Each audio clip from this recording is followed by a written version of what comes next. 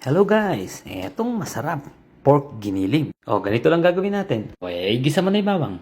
Tapos sunod mo yung sibuyas. Siyempre, alam mo na yan. Tapos yung tinadtad na carrots. Tapos sunod mo yung bell pepper na tinadtad. Pwedeng pula, pwedeng berde. Pagka ganito na, isunod mo na yung giniling na baboy. Ito, mga 2 kilo siguro to. Kasi nagtitipid kami. Ngayon, kung gusto mong gawing 10 kilo, edi mag 10 kilo ka.